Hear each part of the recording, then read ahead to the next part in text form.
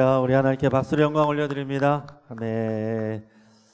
오늘 위한 우리 찬양대뿐만이 아니라 우리 화답하는 우리가 하나님께 귀한 영광을 올려드리는 이 시간 되기를 바랍니다. 우리 하나님께서 또 우리에게 가장 좋은 일들을 행하신 줄 믿습니다. 오늘 이 귀한 예배에 나오신 여러분들을 주의 이름으로 또 축복하고 환영합니다. 여러분께서 오늘 이 예배에 참여하실 때 여러분들이 어떤 마음 가지고 나오셨습니까? 또 예배할 때, 이 주일 예배 때 평상시에 여러분들에게 예배를 통해서 어떤 일이 일어나고 있습니까?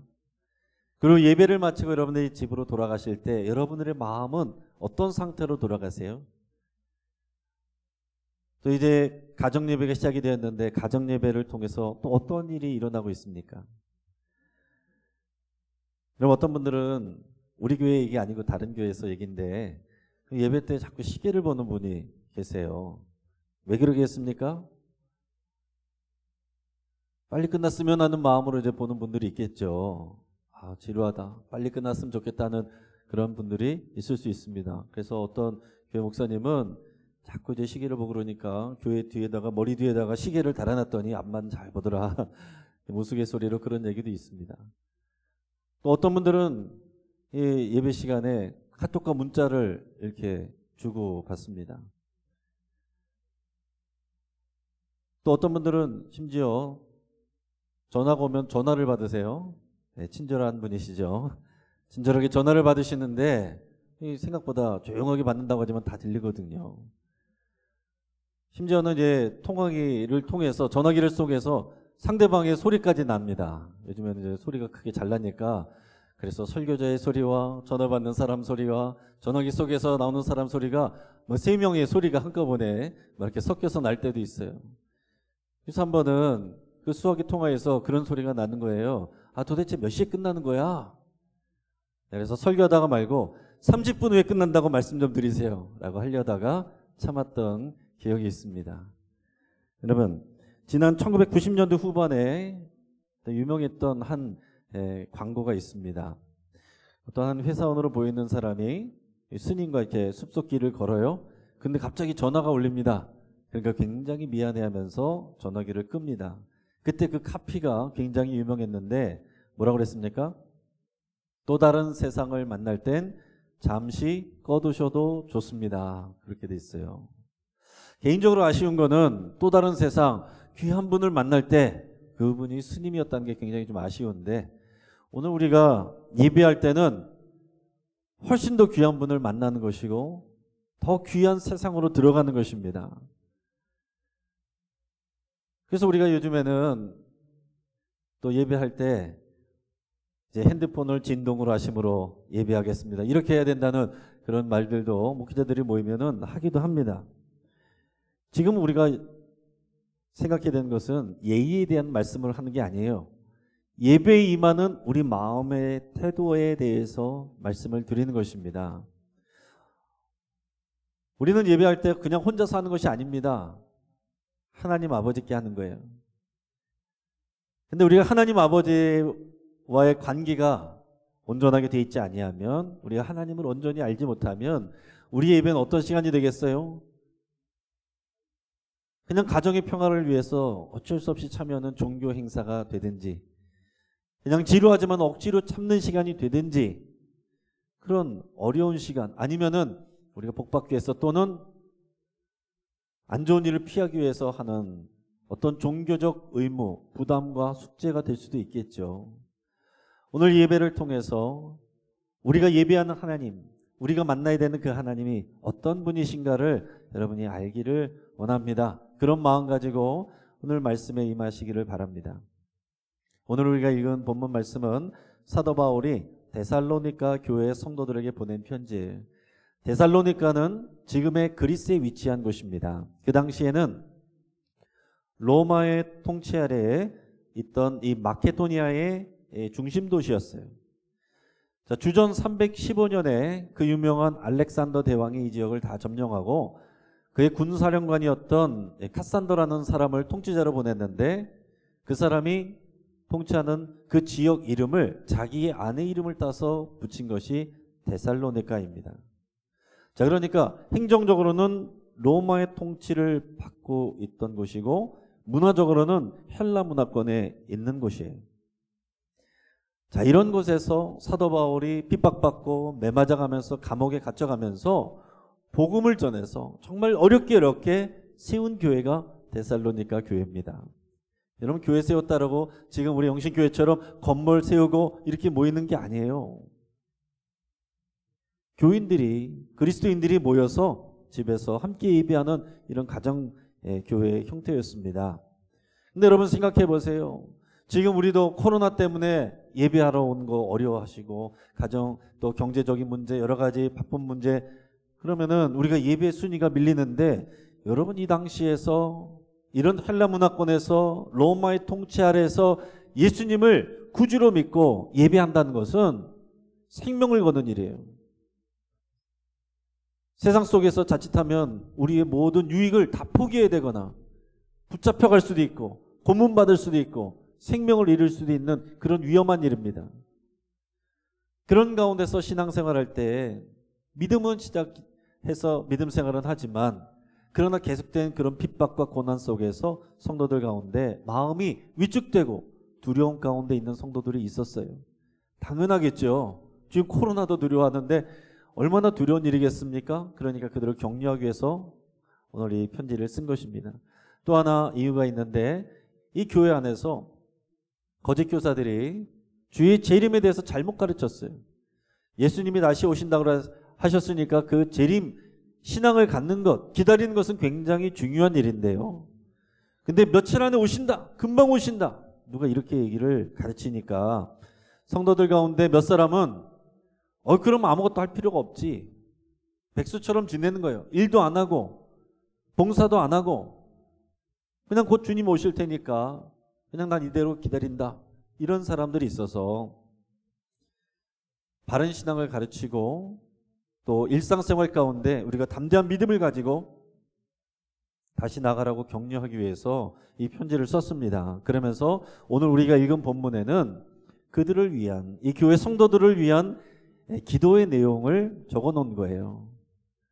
근데 오늘 우리가 이 본문 다시 읽을 때인데 읽으면서 사도 바울이 이 성도들에게 표현하고 있는 하나님, 우리가 믿는 하나님, 우리 예배 대상인 하나님, 그 하나님이 어떤 분이신가 생각을 하시면서 오늘 본문을 읽어보시길 바랍니다. 데살로니가 후서 2장 16절 17절 우리 같이 읽겠습니다. 우리 주 예수 그리스도와 우리를 사랑하시고 영원한 위로와 좋은 소망을 은혜로 주신 하나님 우리 아버지께서 너희 마음을 위로하시고 모든 선한 일과 말에 굳건하게 하시기를 원하노라. 아멘. 좀 더 좀 쉽게 다가가기 위해서 쉬운 성경 버전으로 다시 한번 읽어보겠습니다. 우리를 사랑하시는 주 예수 그리스도와 아버지 하나님께서 그분의 은혜로 선한 소망과 영원한 위로를 이미 우리에게 주셨습니다. 위로의 하나님께서 여러분이 하는 말과 모든 선한 일에 더욱 힘이 되어 주시길 기도합니다. 아멘. 네, 이런 내용으로 했습니다. 자, 이 글을 통해서, 이 기도문을 통해서 우리가 예배하는 하나님에 대해서 뭘 할 수 있습니까? 많은 것을 얘기할 수 있는데 가장 먼저는 하나님이 우리를 사랑하신다라는 내용입니다. 한번 따라 보겠습니다. 하나님이 우리를 사랑하십니다. 이것이 여러분들의 믿음이 되기를 축복합니다. 하나님이 나를 사랑하신다는 것을 믿지 못하고 받아들일 수가 없고 경험이 안 되면 오늘 이 예배는 무거운 짐이 될 수밖에 없어요. 얼마나 지루하고 어려운 시간을 여러분이 참아내는 그런 인내의 그런 시간이 되겠습니까? 하나님 우리를 사랑하시기 때문에 그 사랑하시는 하나님을 만나는 이 시간입니다. 그게 예배예요. 여러분, 그런데 우리가 정말 이 말씀에 우리가 살아계신 하나님이 나를 사랑하신다는 것을 생각하지 아니하면 자칫하면 목회자도 예배에 실패할 수 있어요. 왜 하나님이 나를 사랑하시는데 그 사랑을 누리는 이 시간이 아니라 어떻게든 예배를 실수하지 않고 잘 인도해야겠다, 어떻게든 교회 성도님들에게 은혜를 끼쳐야겠다, 이런 부담감과 책임에 눌려서 하나님의 사랑을 누리지 못할 수가 있는 거잖아요. 그럼 저는 예배에 성공하지 못한 것입니다. 오늘 찬양대도 마찬가지입니다. 방송실에 있는 분들도 마찬가지고 안내위원들, 봉헌위원들, 주차위원들 모든 봉사하시는 분들도 마찬가지예요. 누구보다도 예배 일찍 와서 예배 많이 참여하지만 하나님의 그 사랑을 누리지 못하면 예배를 많이 드리고 나서도 예배에 성공하지 못하는 일이 있을 수 있다라는 얘기죠. 근데 오늘 본문에서 뭐라고 그랬습니까? 하나님이 우리를 사랑하시는데 말로만 하시는 것이 아니라, 사랑의 말은 굉장히 추상적인데 그 구체적인 표현이 있어요. 그것이 뭐냐면 우리를 사랑하시는 아버지께서, 사랑하시는 하나님이 우리에게 영원한 위로와 좋은 소망을 주셨다라고 그랬습니다. 영원한 위로와 좋은 소망, 사실은 하나예요. 영원한 위로가 되시는 그 내용을 주셔서 우리가 그 소망을 붙들고 살 수 있게 하셨다라는 그런 뜻입니다. 영원한 위로와 좋은 소망을 주신 것이 하나님이 우리를 사랑하신 그 증거가 되는 거예요. 여러분, 혹시 우리 가운데 내가 예배 나와준다 이렇게 생각하고 나오신 분들이 있을 수 있습니다. 내 가정과 평화를 위해서 하도 졸라대니까 내가 예배 한번 나가준다. 그 대신 나 이거 해줘야 돼. 내가 그 다음에 건들면 안 돼. 그러면 다음부터 교회 안 나가, 예배 안 나가, 뭐 이렇게 협박하는 분들이 있을 수도 있죠. 또 어떤 분들은 이 예배를 위해서 내가 헌신하고 대가를 지불한 것을 많이 생각할 수 있어요. 예배를 위해서 여러분이 수고하신 일들, 봉헌한 것들, 그것들이 여러분들의 수고로, 대가로, 또 여러분들이 하나님께 예물을 드린 거를 마치 예배 비용을 낸 것으로, 회비를 낸 것으로, 그래서 많이 하신 분들은 더 많은 은혜를 받아야 되겠고, 나보다 적게 하신 분들은 더 적게 받아도 되겠고, 혹시 이런 생각을 하시는 분이 있을지 모르겠습니다. 당연히 이 자리에 계신 분들은 여러분들이 많은 대가를 치르셨죠. 여러분이 좋은 날에, 좋은 시간에 여행 가자, 놀러 가자, 맛있는 거 먹으러 가자, 많은 유혹을 뿌리치고 이 시간이 나온 것 자체가 여러분들이 큰일을 하신 것입니다. 잘하신 거예요. 또 어떤 분들은 또 주차하느라고 또 피곤하고 불편하셨을 테고, 어떤 분들은 멀리서 오시느라고, 요즘에는 또 멀리 이사 가신 분들도 계셔서, 또 나이 드신 분들은 대중교통을 몇 번 갈아타고 1시간 이상 오시는 분들, 오시는 것 자체가 놀라운 일이고 감사한 일이죠. 여러분, 또 수고하고 봉사하시는 분들 더 일찍 오셔서 예배를 위해서 많이 준비하고 애쓰셨어요. 여러분이 수고하고 하신 일들 많은데, 그러나 하나님께서 우리에게 주신 이 좋은 위로와 소망, 놀라운 하나님의 사랑은 비교할 수 없이 더 큰 것입니다. 내가 이만큼 수고하고 대가를 지불한 것이 아니라 하나님의 놀랍고 큰 사랑이 보여야 돼요. 내가 한 것만 보이면 예배가 힘들어집니다. 예배를 통해서 오히려 실망하거나 상처를 받을 수도 있어요. 여러분 생각해 보세요. 우리가 지금 생활 속에서, 삶 속에서 누리는 것들 중에 내가 대가를 지불하고 산 것들은 그 가치가 한계가 있어요. 예를 들어서 여러분들이 가지고 있는 가장 좋은 옷, 그러나 그 옷 없어도 여러분 살아갈 수 있습니다. 명품 가방 없어도 살아갈 수 있어요. 비싼 음식 안 먹어도 살아갈 수 있어요. 그런데 물이 없으면 어떻습니까? 햇빛이 없으면 어떻습니까? 공기가 없으면 어떻습니까? 비가 안 내리면 어떻습니까? 우리는 잠시도 살아갈 수가 없어요. 더 중요한 것이죠. 우리가 그것을 비용을 지불할 수 없을 정도로 귀한 것은 하나님이 공짜로 주셨습니다. 그걸 은혜라고 표현하는 거예요. 은혜로 주셨다. 하나님이 우리에게 좋은 위로, 영원한 위로와 좋은 소망을 은혜로 주셨다라는 건, 공짜로 주셨다는 것입니다. 자격이 있어서 준 게 아니에요. 우리 어떤 대가를 지불해서 주신 게 아닙니다. 너무 귀하고 너무 중요한 것이기 때문에 하나님이 은혜로 거저 주셨다는 것입니다. 믿음 좋기 때문에, 교회 잘 나오기 때문에 주셨다는 것이 아니라, 알지도 못하고 죄인으로 있는 그때에 우리에게 하나님이 사랑을 주시고 영원한 위로와 소망을 주셨다는 거예요. 우리가 이것을 깨달아 알아야 된다는 거죠. 여러분, 얼마 전에 우리 코로나 초기에 확산될 때 마스크 하나 사려고 여러분 얼마나 수고하셨습니까? 약국에서 오랫동안 줄 서서 마스크 5장밖에 안 팔고 뭐 그럴 때 힘들었지만, 그러나 마스크가 하나 몇 개 얻었다고 그것 때문에 기뻐하지 않았어요? 하나님께서 우리에게 주시는 그 사랑은, 그 위로와 소망은 그것과 비교할 수 없는 것이죠. 우리가 지금 나가서 할 수 있는 어떤 좋은 것보다도 더 좋은 것이 하나님이 우리에게 주신 사랑이고 영원한 위로이고 좋은 소망입니다.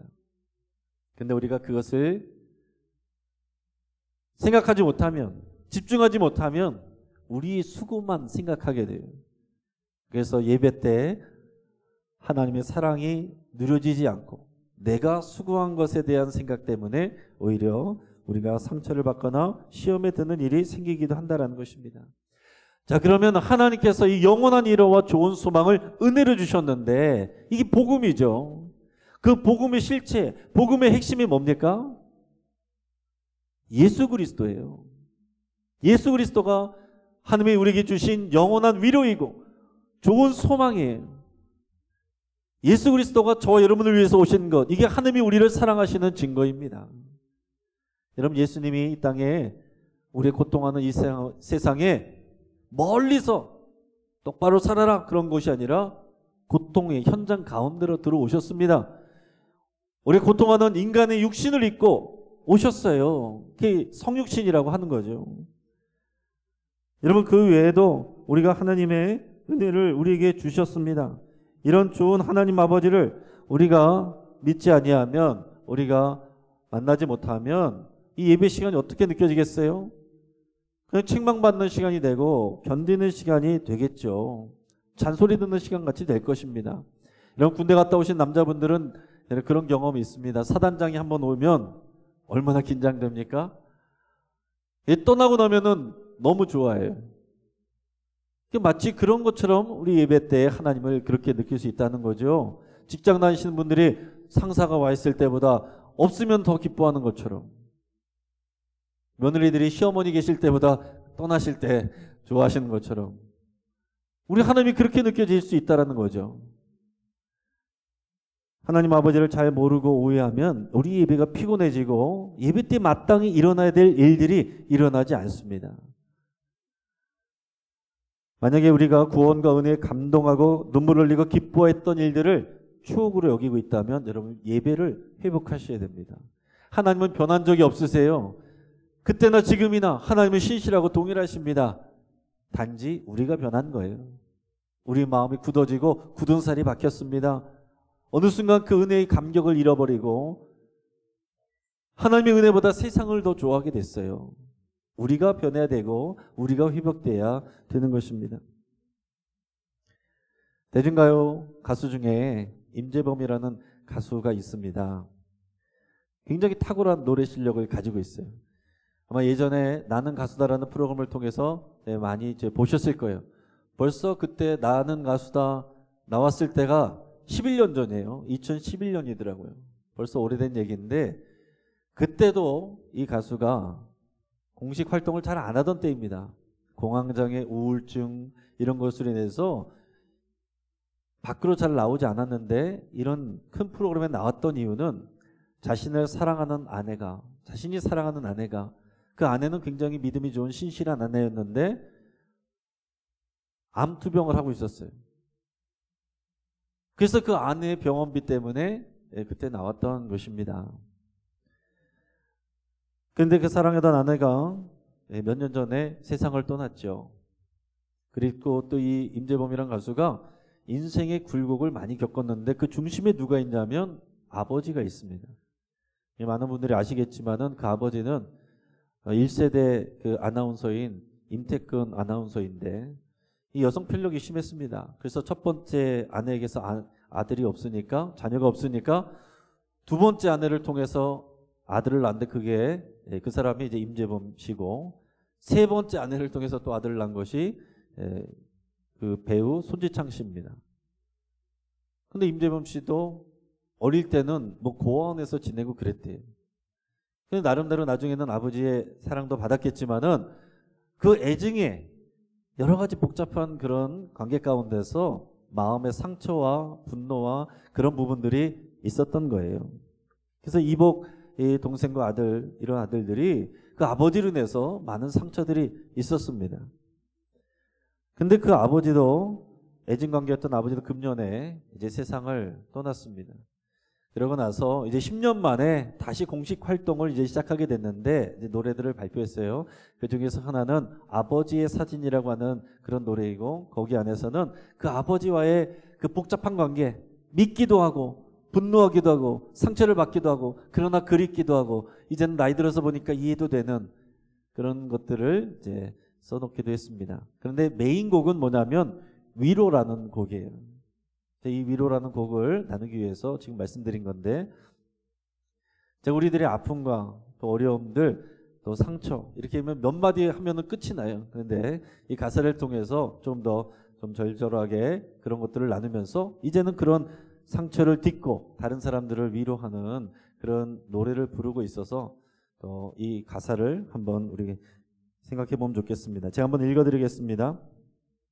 터지는 생각들로 잠 못 들고 힘든가요?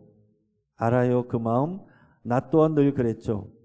가슴속 불덩이가 자던 숨을 짓누르면 뛰쳐나가 밤새 뛰던 미친 밤 그댄 넘치게 잘하고 있어요. 괜찮아요. 틀렸어도 끝난 게 아니니까.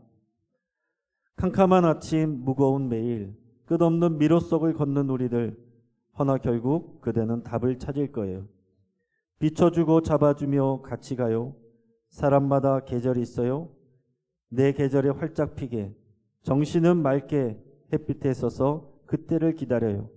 소중한 사람 그댄 빛나는 사람 조금만 더 힘내요. 같이 울고 같이 들고 같이 가면 덜 지치고 덜 외롭게 걸어요. 이 가사 중에 보면 중간에 그런 부분이 나옵니다. 끝없는 미로석을 걷는 우리들 허나 결국 그대는 답을 찾을 거예요. 감사하게도 임재범 씨는 그 답을 찾았습니다. 여러분 인생의 답이 뭘까요? 여러분들 우리 살아가면서 미로 같은 인생 답을 알 수 없는 인생이지 않습니까? 힘들고 지쳐서 사람들이 상처받고 세상에서 위로를 찾습니다. 그러나 어떠한 위로는 도움이 되지만 답이 되지 못해요. 그리고 어떤 것은 가짜 위로입니다. 어떤 사람은 술에 취해보고 어떤 사람은 약물에 취해보고 어떤 사람은 쾌락을 추구해보지만 그것은 우리 영혼을 갉아먹고 죽일 뿐이지 진정한 위로가 되지 않습니다. 그래도 임재범 씨는 그 답을 찾았는데 심한 우울증으로 힘들어하고 있을 때 그 아내의 권면으로 성경을 읽기 시작했습니다. 근데 놀라운 것은 성경을 읽으면서 우울증이 깨끗이 사라졌다는 거예요. 그래서 그 당시에 평생 하루 종일 그 이제 하나님의 말씀에 빠져서 살았다고 합니다. 그러면서 나중에 이제 간증하면서 고백할 때 자신은 이 성경을 통해서 하나님의 평안을 경험하게 됐고 자신을 살린 것은 신앙이고 하나님의 말씀이었다라고 이렇게 고백을 합니다. 여러분 성경 말씀을 통해서 여러분 보고 싶은 것만 보시면 안 돼요. 예수 그리스도를 보셔야 됩니다. 성경을 통해서 예수 그리스도를 만나면 예수 그리스도를 통해서 우리를 사랑하시는 하나님 아버지를 만나게 되는 거예요. 그 역사가 일어나야 되는 것입니다. 여러분 이 육신의 아버지와 우리 부모들은 다 실수하고 더 연약해요. 오히려 상처를 줍니다. 그래서 오히려 그런 왜곡된 관계 때문에 하나님을 오해하는 경우들이 있어요. 그러나 하늘의 참 아버지를 만나야 육신의 관계들도 해결이 됩니다. 여러분 현대인들이 바쁜 생활 속에서 다들 지쳐있고 스트레스 받고 있습니다. 얼마나 힘이 듭니까? 끊임없이 비교당하고 평가받고 서열 매겨지고 그 안에서 불안한 마음으로 뒤처져 있어서 또 두려운 마음으로 내가 지금 잘하고 있는 것인지 누군가에게 인정받고 싶고 또 확인받고 싶고 격려받고 싶은 그것이 우리 현대인들의 모습이고 그러지 못해서 다들 이 모양 저 모양으로 스트레스 받고 있고 정신적인 아픔들을 가지고 있다는 거죠. 여러분 우리 예배는 뭡니까? 결국 우리를 사랑하시는 하나님 아버지를 만나는 거예요. 그 사랑하는 하나님의 위로를 경험하는 시간입니다. 그러니까 여러분 릴렉스 하세요. 여러분 마음의 짐을 이 시간 다 내려놓으시고 지금 우리를 위로하고 계신 이미 위로해 주신 그 하나님의 사랑과 위로를 누리는 시간 되시기를 바랍니다. 오늘 본문에서 말하는 위로는 그냥 우리 마음을 편안하게 해주고 그냥 좋은 말 해주는 정도가 아닙니다. 파라클레오라고 되어 있는데 그것은 우리를 초청하다, 격려하다 그런 뜻이에요. 하나님이 우리를 불러서 격려하시고 용기를 북돋워 주시는 것이 그게 위로입니다. 그래서 17절에서 보면 너희 마음을 위로하시고 모든 선한 말과 일에 굳건하게 하시기를 원한다. 하나님의 위로를 받으면 우리 마음이 굳건해져서 여전히 두려움 가운데 있는 위험적 요소가 많은 세상 속으로 담대하게 나가서 하나님이 기뻐하시는 선한 말과 일을 할 수 있는 것, 이게 진정한 위로의 결과입니다. 예배는 그런 시간이 되는 거예요. 하나님의 그 위로를 받고 그러고 나서 이 은혜 잊어버리고 여러분 마음대로 가서 사는 것이 아니라 교회 밖으로 그 위로를 가지고 여러분이 나가셔서 하나님이 기뻐하시는 선한 말과 선한 일을 하는 것입니다. 위로받은 우리가 할 수 있는 선한 말과 선한 일은 뭐겠어요? 다른 사람을 주의 말씀으로 위로하는 것입니다. 그 위로의 중심은 뭐겠습니까? 그냥 막연하게 잘 될 거야 이게 아니에요. 그냥 막연하게 괜찮아 잘 될 거야 이게 아니라 위로의 중심은 예수 그리스도십니다. 그 복음의 핵심은 예수 그리스도세요. 예수님을 통해서 우리에게 어떻게 우리에게 위로하셨습니까? 여러분, 우리가 고통당한 이 세상 가운데 하나님은 멀리서 힘내라 그렇게 말씀하신 것이 아니라 예수님이 직접 우리 고통의 현장 가운데 오셔서 우리 연약한 육체를 입으시고 우리 고통을 참여하셨어요. 그게 성육신이죠. 그리고 우리의 죄 문제를 대신 담당하시고 희생하셨어요. 그리고 부활하셔서 우리에게 소망을 주셨습니다. 그리고 다시 오실 테니까 그때까지 힘내서 살아라. 그 약속, 재림의 약속 주셨어요. 그 예수님의 성육신, 십자가, 부활, 재림. 이것은 어려운 그냥 교리 문제가 아니라 오늘 저 여러분들에게 주신 하나님의 영원한 위로이고 좋은 소망의 내용입니다. 여러분, 이것을 여러분이 기억하세요. 주님이 다시 오시기 전까지 우리에게 보내주신 분이 계십니다. 그게 누구예요? 성령님이죠. 예수님을 믿으면 우리 안에 성령님이 들어오십니다. 성령님을 성경에서 보혜사라고 한자를 표현했는데, 보혜사는 변호자, 돕는 자, 위로자 이런 뜻입니다. 그래서 영어로 표현할 때 영어로 해석해 놓은 데는 어떤 데는 어드보케이트, 어떤 데는 헬퍼, 또 카운셀러. 여러분, 우리 마음 안에서 세상이 우리를 정죄하고 판단할 때 우리를 변호해 주시는 분이 성령님이시고, 연약할 때 우리를 도와주시고 또 우리를 위로해 주신 분이 성령님이에요. 능력도 주시고 지혜도 주시지만 우리를 위로해 주시는 위로자로 오신 분이 성령님이십니다. 자, 그러니까 우리가 예배할 때, 우리가 영과 진리로 예배합니다라고 했을 때 우리는 성령이 도우심을 받아서 예수 그리스도의 이름을 통하여 하나님 앞에 나가는 거예요. 자, 우리에게 위로자로 오신 성령님의 도움을 받아서 우리의 위로의 내용이 되시는 예수 그리스도를 통해 그 위로를 주신 하나님 아버지께 나아가서 그 위로의 하나님을 만나는 시간이 이 예배 시간입니다. 이 예배는 견디는 시간이 아니고 누리는 시간이에요. 여러분, 우리가 또 예배를 드릴 때 예배는 하나님께 영광을 올려드리는 거다 이렇게 말하는데 맞습니다. 근데 여러분 생각해 보세요. 우리가 힘들게, 우리는 고통하면서 그냥 하나님께 바치고서 하나님께 영광 돌려서 우리가 복 받는다? 그건 아니죠. 어떻게 하는 것이 하나님께 영광을 돌리고 기쁘시게 하는 거겠어요? 여러분 생각해 보세요. 여러분이 부모님이 정말 어렵게 비싼 값을 내서 자녀를 위해서 좋은 것을 선물해 줬다고 생각해 보세요. 그때 그 부모님을 가장 기쁘게 할 수 있는 자녀의 반응은 뭘까요? 사지선다로 알려드리겠습니다. 첫째, 자녀가 선물을 줬는데 부담스러워요. 아우, 저는 이걸 감당하기 어려운데요. 두 번째, 비용을 지불하려고 그래요. 이거 많이 비쌌을 텐데 얼마 드리면 될까요? 할부가 되나요? 세 번째, 거절합니다. 좀 필요 없어요. 자, 네 번째, 부모님이 주신 그 선물을 기뻐하면서 고마워하면서 부모님의 목을 끌어안고 사랑한다고 말하고 좋아하고 그리고 그 선물을 가지고 나가서 잘 활용한다. 자, 뭐가 답입니까? 4번이 답이죠. 여러분, 우리 하나님께서 오늘 예배 시간에 여러분들이 드리는 예물에 관심 있는 것이 아니라 여러분들을 위로하시고 그 위로를 누리는, 그래서 기뻐하는, 여러분들이 살아나는 그 모습을 보기를 원하시는 거예요. 그것이 하나님께 가장 큰 영광이 되는 것입니다. 오늘 예배 시간에 그 하나님의 위로와 소망을 누리시기를 축복합니다. 그리고 그 선물을 잘 선용하시길 바라요. 그건 뭐 하는 것입니까? 선한 말과 선한 일을 하는 것인데 다른 사람들에게 위로자가 되는 것입니다. 다른 사람을 위로하고 격려하는 것, 경청해주고 공감해주고 칭찬해주는 것, 이게 선한 일이고 선한 말이에요. 하나님이 기뻐하시는. 여러분, 교회에 오셔서 선한 일과 선한 말을 하시길 바랍니다. 내가 위로받고 다른 사람들을 위로하는 거예요. 교회에 오셔서 지적하고 판단하고 또 책망하고 그래서 상처받고 하는 이 교회가 아니죠.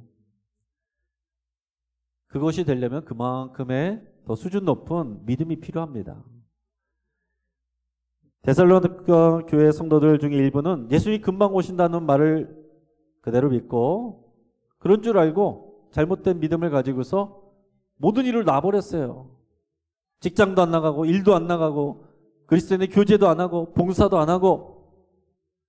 사도 바울이 그거 아니라고 그러는 것입니다. 주님이 언제 올지는 모른다는 것, 바로 오실 수도 있지만은 나중에 오실 수도 있다는 것을 말하면서 하나님의 위로를 받고 여전히 위험 가운데 있는 이 세상 속으로 나가서 여러분들은 하나님이 기뻐하시는 선한 일과 선한 말을 하십시오. 그것을 위해서 내가 기도합니다. 이렇게 말하고 있는 것입니다. 여러분, 가정예배도 마찬가지예요. 여러분, 가정예배에서 어떤 일이 일어납니까? 혹시 가정예배를 통해서 여러분 자녀를 책망하거나 훈육하거나 교훈하는 일에 너무 쓰지 마시길 바랍니다. 하나님의 위로를 누리게 하시는 시간, 여러분들은 그 하나님의 위로자가 되시는 거예요. 여러분들 가족들에게 하나님의 위로자가 되시기를 바랍니다. 보이지 않는 하나님의 위로를 보이는 여러분들을 통해서 누려야 가정예배가 예배인 거죠. 하나님 앞에 제사 한번 드리는 게 아닙니다. 그 하나님의 위로와 소망을 누리고 마음을 강하게 하고 그래서 격려해주고 칭찬해주고 공감해주고, 이게 가정예배예요. 이제 말씀을 정리합니다. 오늘 설교의 제목이 뭐였습니까? 위로가 되고 있습니까? 두 가지 뜻이 있어요. 하나는 이 예배를 통해서 우리가 하나님의 위로를 누리고 있습니까? 이 예배가 우리에게 위로가 되고 있습니까? 이런 질문이고, 또 하나는 예배를 통해서 우리가 다른 사람을 향한 위로자가 되고 있습니까? 우리가 다른 사람을 위로하고 있습니까? 이런 질문이기도 한 것입니다. 여러분, 이 두 가지 모두 승리하시기를 주의 이름으로 축복합니다. 같이 한번